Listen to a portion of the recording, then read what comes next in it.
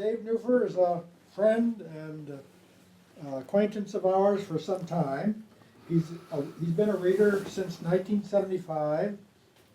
He's been involved in a number of Urantia Association, Urantia meetings. He's attended a seminar here, a seminar on the soul, held in this building within the past year, I think. I think so. On the soul. Actually, I soul. think it was Is a that year within ago a year? November. About a year ago. He's attended a number of our mini conferences that we hold in our home twice a year.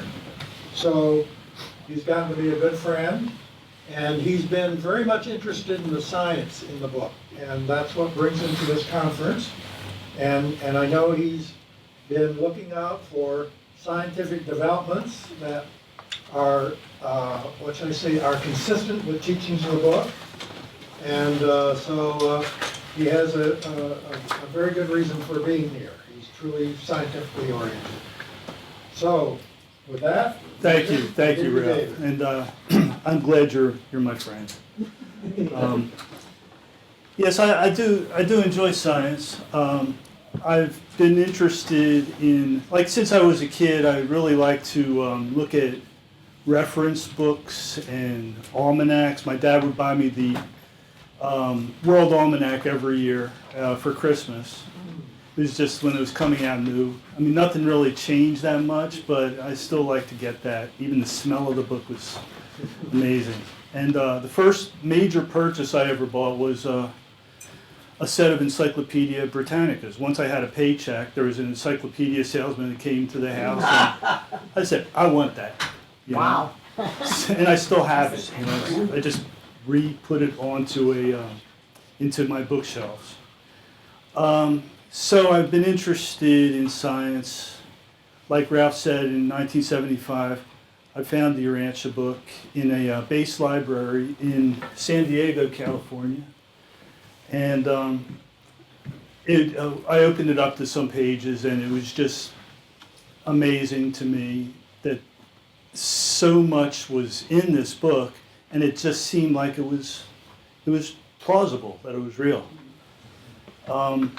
So I've been, like many of us, you know, I've been reading the book ever since, and the more I read it, the more I want to know. And at some point, I learned that if you do like one thing a day, by the end of the year, you'll have like 300 things. So how do I apply that to the Urantia work and to learning about the book? So it occurred to me that I could make charts that are in the book. In the Urantia book, there are over 300 lists where they're just numbered lists, and they're actually charts. But sometimes a chart could be made from information that's in different parts of the book. So as you see, I've assembled a set of charts for what I call the Master Universe Almanac, which could be found at masteruniverse.org. And the little motto of the publication is charting the Urantia papers. So the almanac actually has two sections. One is the Urantia papers themselves, and so I have a version of the Urantia book from the foundation that I put here so that it could be referenced from the almanac. So, and I found that there are charts like this all through the book, from paper 1 all the way to part 4. So let's just take a look at the ones on deity. This is the first chart in the book, which refers to a let's see, I have to learn how to navigate that. Just use your finger and go up. Behind your foot. Oops, Sorry. Hold on, not that one. not that one. go away. Down below. Yeah, cancel. close it, yeah. Okay, all you gotta do is Oh, two fingers, two you fingers? just move it, There we go. and there you go. And how do you make that go away? There we Click go. on the- I Yeah, got just it. click, I click got it. somewhere else and it'll go away. All right, so this is one that has the names of the Universal Father, which is all the ones that are contained in this section called the Father's name. Although it's not all of the names for the Father throughout the entire book. So let's look at the what a chart is made of. It first has a name. That's like an editorial decision that would have to be applied to any of the charts. And I've tried to use the words that are the words from the book. Also, then you have the information, the data. I tried to include a little clip, a quote from around the area where the information came from. And maybe the most important part is the reference, because part of the reason for the Almanac will be to get people to be interested, to let them look through these scrolls of charts, and when something strikes their interest, they could just click on where it came from, and then they can analyze it in more detail and context. It doesn't really link, except for a list of outside links. It doesn't link to anything outside of the Urantia book. It's like they play with each other. It's the Almanac and the Urantia book working together.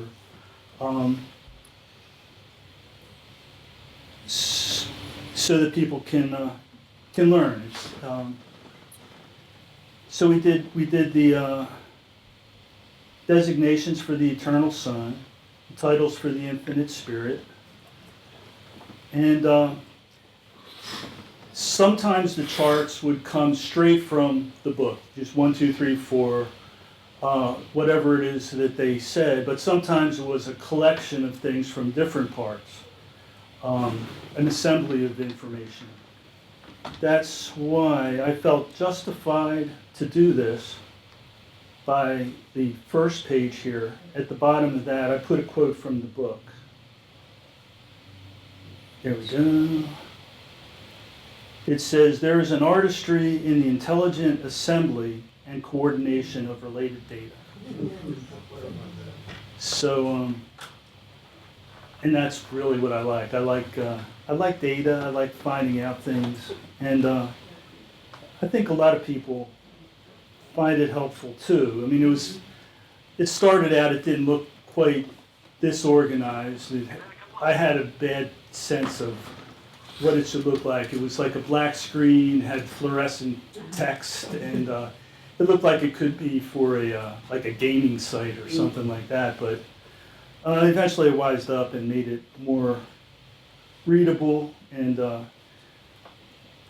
part of the reason I made a big change was all of the links, like I said, it references back to the Urantia papers, but I referenced to the Foundation's set of the Urantia papers that were online, but they made a big change on their own website, so my links failed, and so I had to do all these links again, and I thought, well, I better not do it from an outside site, so I decided I should just put the book on the same site.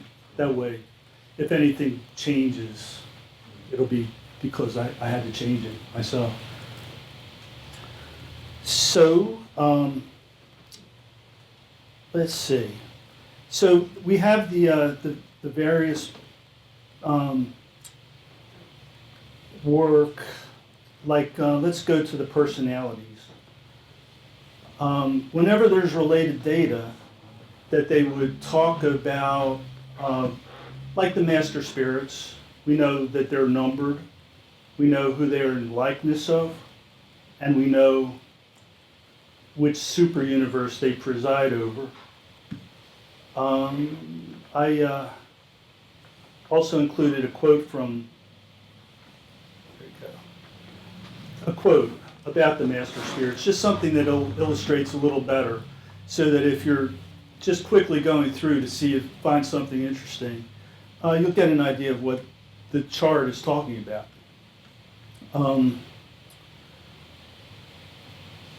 Yeah, if anybody sees anything that they want me to stop at, I will be glad to do that.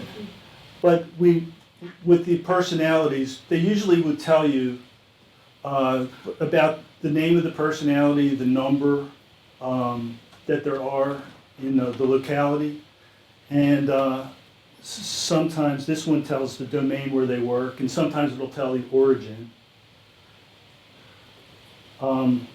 And you all can look at this. It's masteruniverse.org. You can look at this at your leisure when you can or when you want to.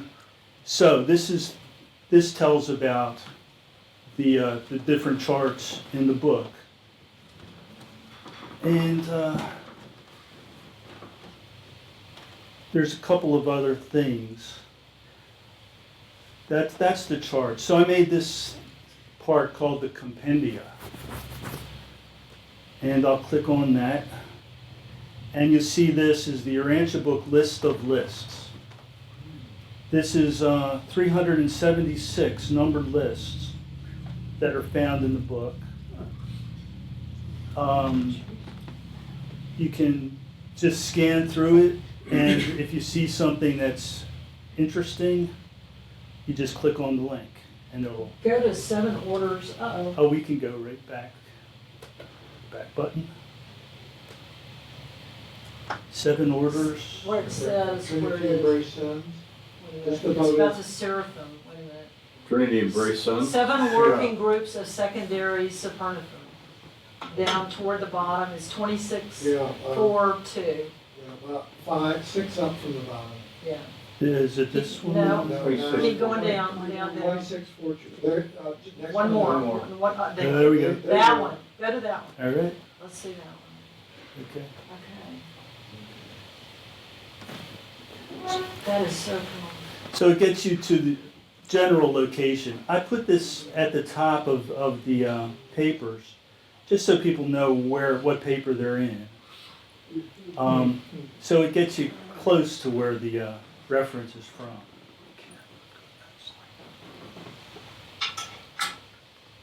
And Really helped. That's awesome. Uh-huh. yeah. Yeah. Pretty amazing. Some finders. Father guy. And it Compliments of rest. Well, that's right. Yeah. And we always get a lot of questions in our study group, and you wonder if we should have this link up all the time. Mhm. It seems like you can find things pretty quick. Yeah, when we were talking earlier about some topic, and I went to here. Well, I'll show you that part. So we'll go back to the list. And I want you to know that this list was not put together by me. I mean, I made the links and everything, but a guy named Archer Ford. I don't know if any of you have heard of him. I think he lives in maybe Montana. And simultaneous to me putting together the Almanac, he was putting together this list. And he published it. It wasn't linked or anything. And I just asked him, can I put this into my reference that I'm making? And he said, oh yeah, sure. So he was glad to see it being used, and I was glad to have it here because it's pretty fascinating to see it all. This is the things that the presenters of the book really wanted us to see in that numbered list form. So I really thank Archer Ford for letting me use this. And you split these up by parts of the book, I see. Yeah, that's They're all how, one continuous. yeah, that's how most of the Almanac is put together and is separated by parts. Okay, and this one is the presenters. It also includes like acknowledgments and annotations that are not part of the narrative, but they're very interesting to read on their own. And the main thing people would be interested in is just seeing how the presenter's name is listed all together in a row. That's pretty neat. Yeah. Yeah, it's kind of helpful to see it in this format. And I wonder why they have so many different names for, you know, Yeah. how they describe themselves, sponsored by, presented by, you know, indicted by, Right. You know, there's Right. one dictated by. dictated by, One paper dictated by. dictated What is it with, without Right there. name and number? What is it about that one? by. Yeah, yeah, well, they're mortal. Yeah, they're amazing. They're special They're mortals. very special. Even more special than Mighty Messengers. Yeah. That's the reason they're without name or number. They're not, you know, they're so special you can't even name one of them. It says they're above name and number. Uh-huh. So that was actually one of the first things that I put together because I just wanted to see it for myself, you know, how that actually would work. Well, in honor of Nigel, let's go to Ultimate Home. Okay, well that's the next Oh, okay. that's the next type of thing that There it is. Just next to your. right. This is these are searches. So where is Ultimate Time? Right there. Oh, right there. Okay, here we go. So every reference to Ultimate Time is in this list. And that's really what I want to mainly get across, is that there's a really great search engine that's that was made by not Marjorie Ford, but Bishop, Oh, Troy Bishop? Troy Bishop. Troy Bishop. Yeah, he put together this search engine, which I'll go to in a second, but this is the result. Ultimate Times had, let's see, at the bottom I usually put how many times it was.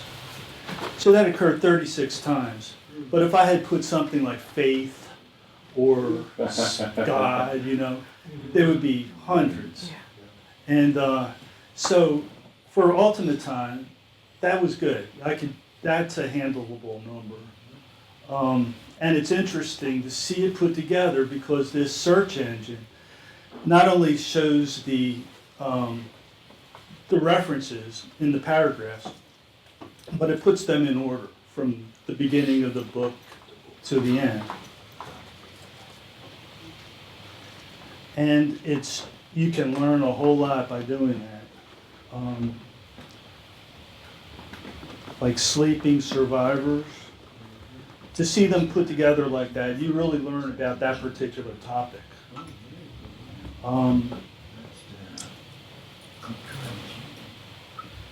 So these are just a few examples, but there's almost an infinite amount of things that you could look up, words that you could put together. So like if I wanted to do second coming, how would I do that? Okay, that's what I'll do next. We'll go back to the front page.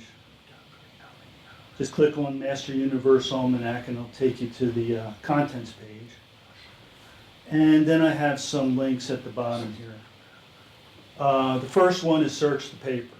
The second one is 1913 Dictionary, which is a very helpful thing if you want to know exactly what the words in the papers meant. Now, 1913 is a little distant from, 19.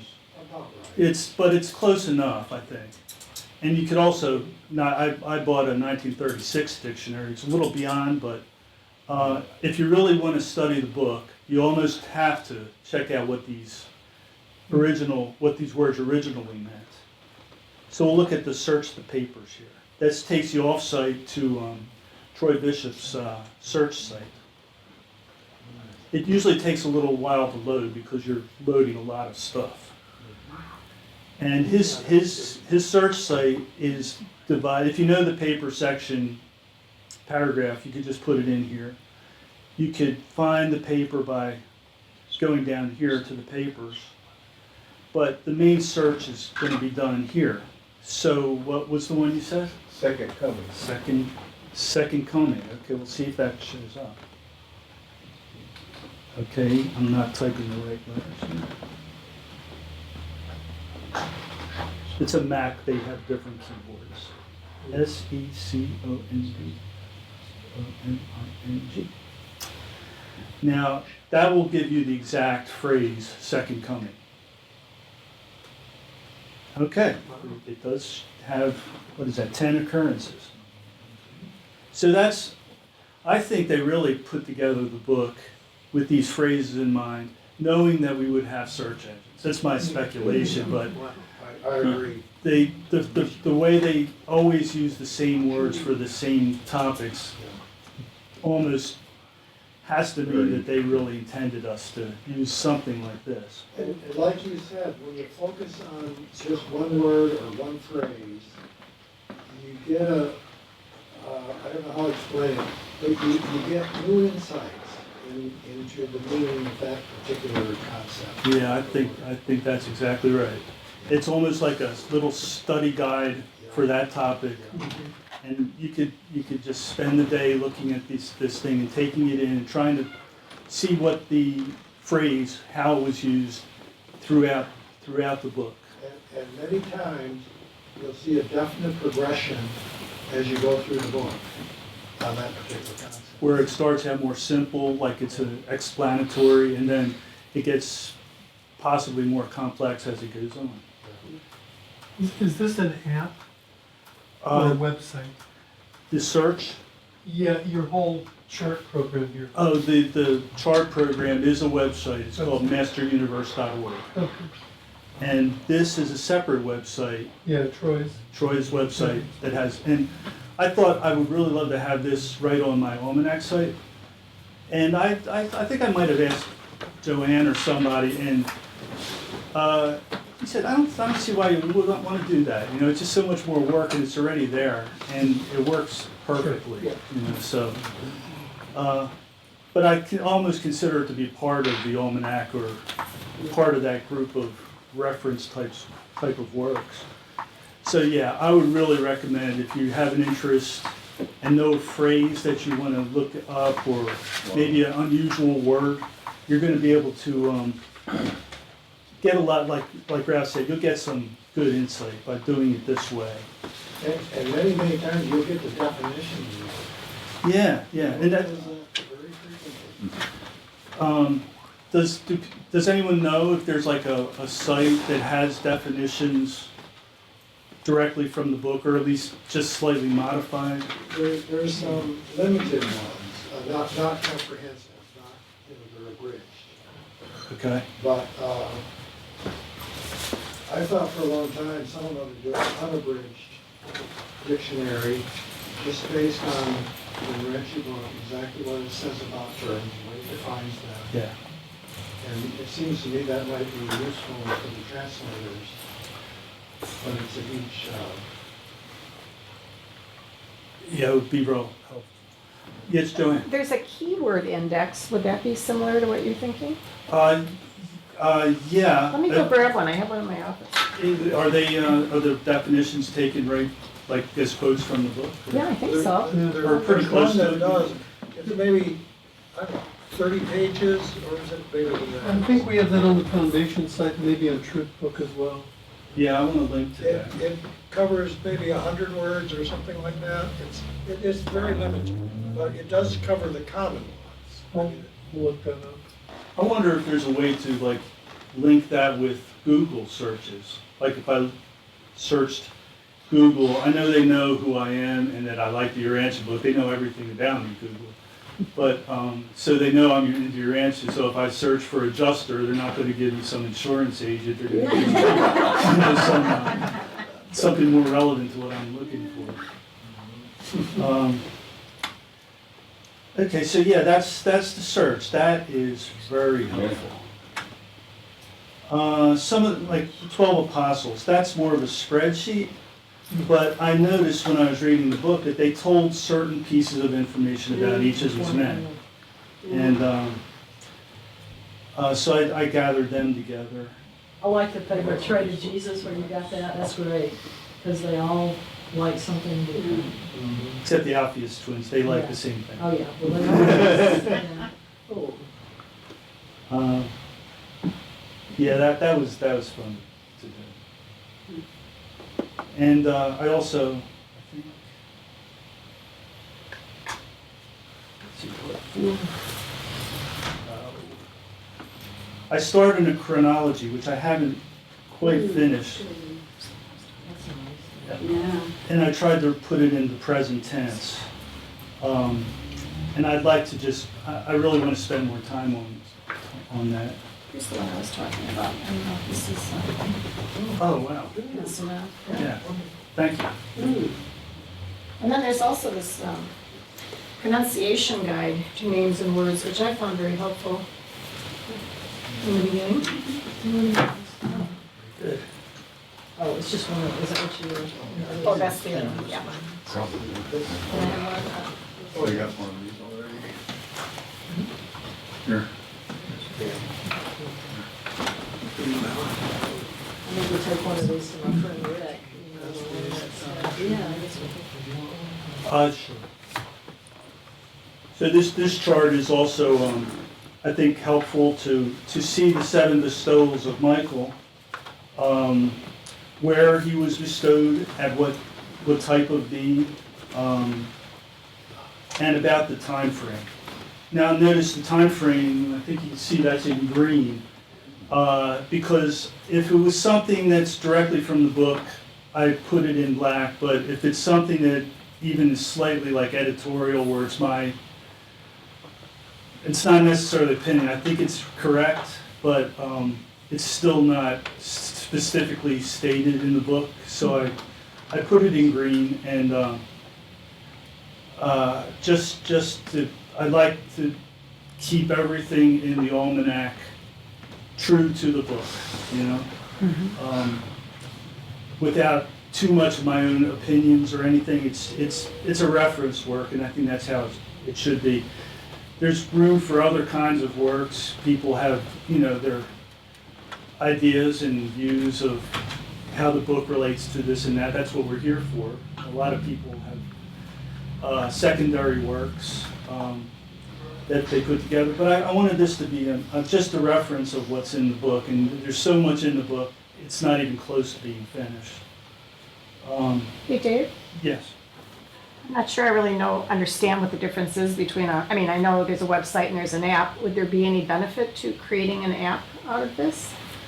I'm trying to envision, sitting in a study group and something comes up and you want to reference it, and be any faster on an app, or? It would be better in the little technical, but it's HTML5 where you can have like an app version and a web version, and yeah, I think that would be great, but I don't know how to do that. Well, I was just asking, is there any benefit to having this as an app rather than just as a website? Was there a reason why you asked, or? Well, Oh. no. Their apps are great. Mhm.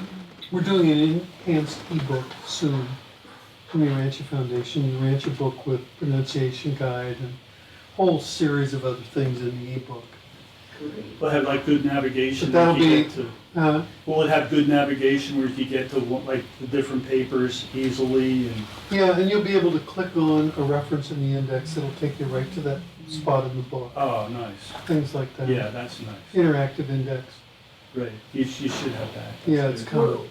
It should maybe be by December or something. Hopefully, maybe Alright. not that quick, but soon. And we're still, the foundation's still very supportive of the audio files, right? For audio. You can get our audiobook at audible.com, which is the largest Well, so we supplier have of audiobooks. we have a blind member in our study group now. He's born blind, and he's only been reading for 2 years, or listening, I should say, for 2 years. He's already listened all the way from beginning to end of the book 3 times. Wow. And he's like so committed. He's a lovely young man. He's in his early 40s.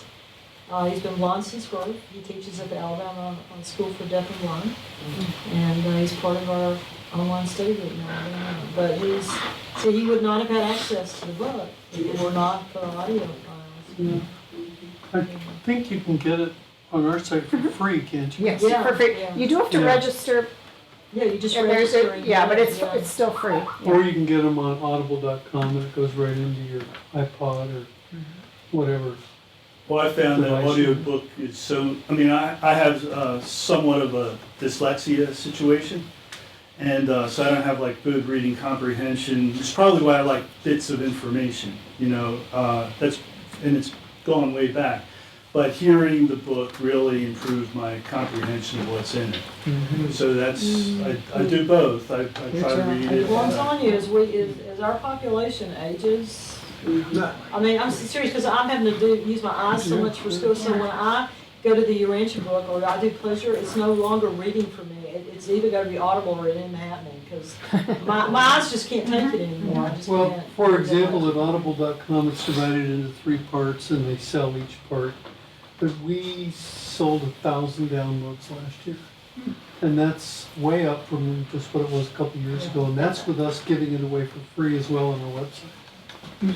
So there are That's people. outstanding. I think Yeah. that's gonna be a huge thing, and for people that do have, you know, issues with actually reading things, it's gonna be tremendous.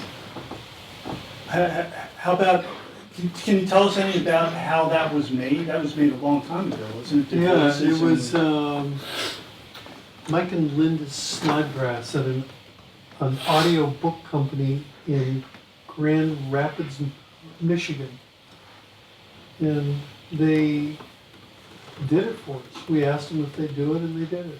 Yeah, but one of And they those, did multiple voices, Right, which one of makes it those really guys- interesting. one of those guys that's a reader is like seriously Yeah, famous. Stephen Zant from San Francisco did the deep voice, the voice that sounds like God is Stephen Zant.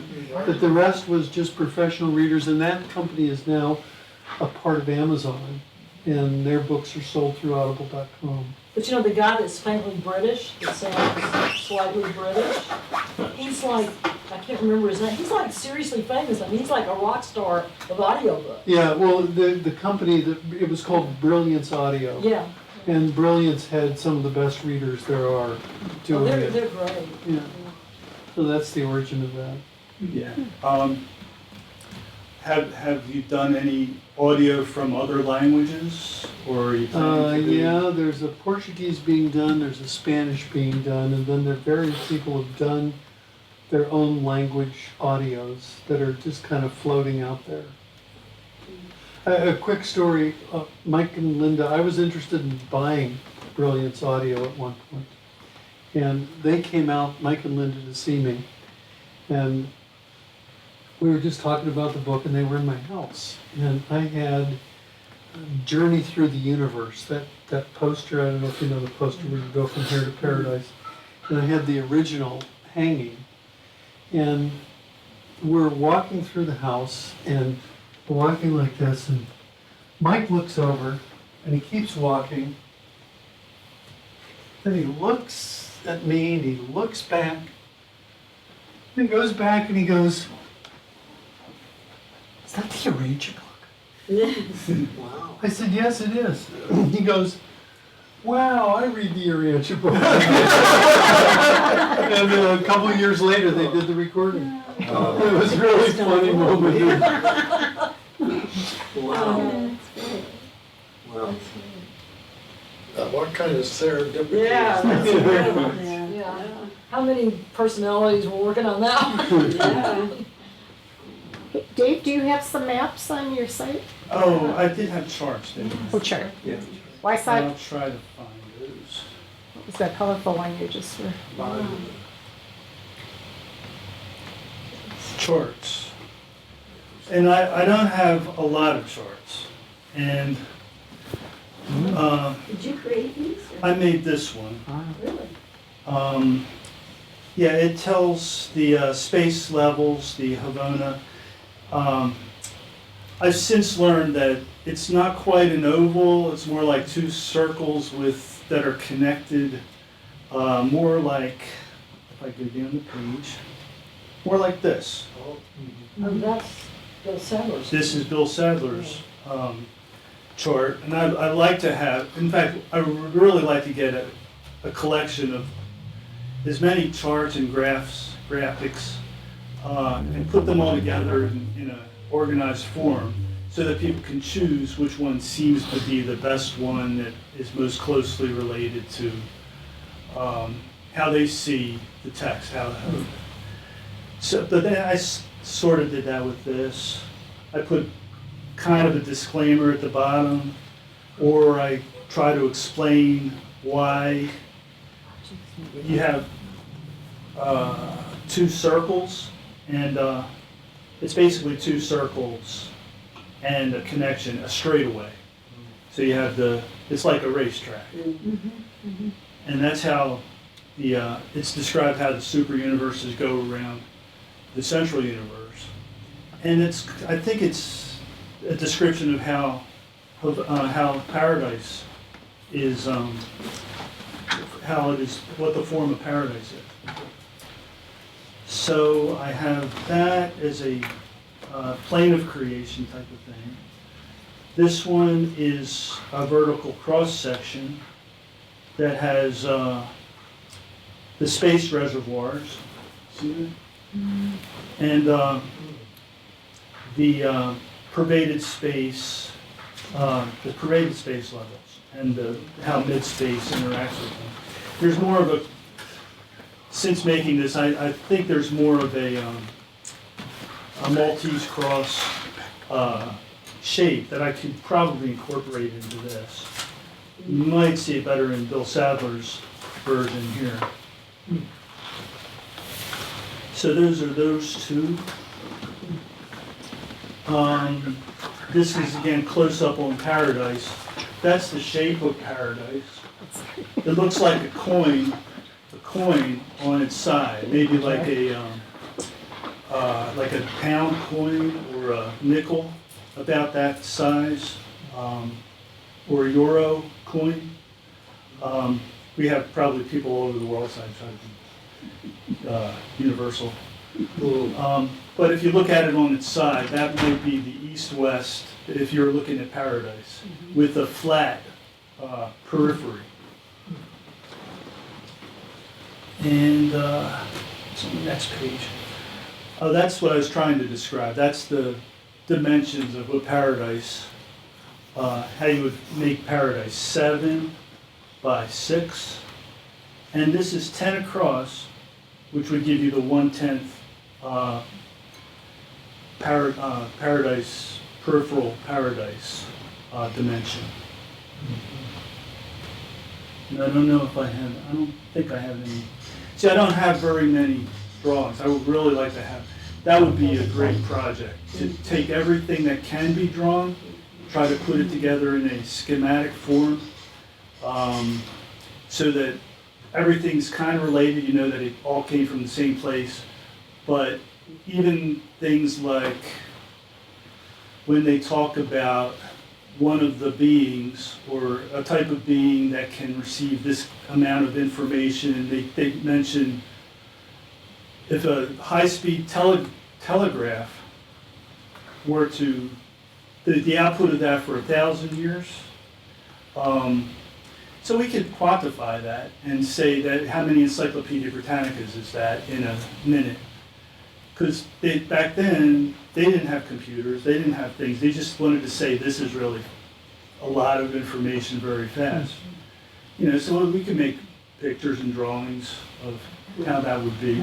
You know that film that he did where he lines all the dots up, and he just keeps going out and out and then you see where Urantia is, and then he goes all the way back, and he says, and then he does the quote about, but loved and is taken care of as if you were the only one. That is one of the most effective things. I've shown that to so many people. I mean, it's beautiful. If you haven't seen it, and you've all seen that one, it's amazing. This is another version of Bill Sadler's chart that tells us our place in the grand universe. You can see we're in super universe 7, Splandon, major sector 5, minor sector 3, Nebadon 84 is the local universe, constellation 70, system 24, and planet 606. So that's kind of like our zip code. 753. 84, 70, 24, 606. There's one more number to mention. That's cool. Did I miss something? Yeah, The real zip code. the number of the planet. 606. 606. Oh, it's 5. Oh, Oh, the bazillion, Five, yeah, yeah, the universe, the five super universe number. Billion, trillion, Yeah. 342, Yeah, 484, 377, Would that be- 666. Okay, You got it. There it is. You're right, man. Yeah, there you go. Wow. That's it. And this one I'm real happy with. I mean, I like to look at it just to see how, I call it location relationships. And it uses more references than any of the others, I think. 5 different places in the book. And it gives you exactly what the book says. Urantia revolves around its sun. We all know that. And all of them you could reference and go back and check that this is exactly how it is. And if you read these all together, you'll get a pretty good idea of where Netadon is and where we're located in the scheme of things.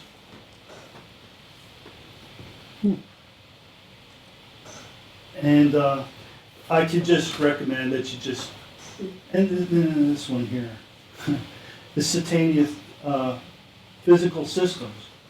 It occurred to me that if you want to find out the mass of the super universe level, you would just multiply 7. If Satania is a typical system, then there's a billion systems in Orbantan, and 7 times that for all of them. So you take this mass, assume this mass is how much mass is in the one system, and then find out the approximate mass of the super universe from that, because there's nothing else really besides systems except for the architectural spheres, and that could also be calculated. I think that would be a good project for somebody that knows how to do that kind of thing. That's a picture I like. It reminds me of the Master Force organizers getting together. What's that called? The Ant Is that the Nebula. Eye of God? No, it's the Ant Nebula. No, the Ant. Yeah, Ant, okay. see, it looks like an ant's got Right, a right. thorax in it. Yeah, it's called the Ant Nebula. Famous picture. It's a beautiful Yeah. Yeah, picture. it's beautiful. Think of the beautiful pictures we're gonna get when the Webb telescope goes up. Oh, yeah. 10x over Oh, orbit. Can't wait. Yeah. It's another 2 years, what, October 2018 or something? It's Yeah. gonna be great. Okay, well, I don't really have that much more. If anybody has any questions, Wow. I'll wrap it up.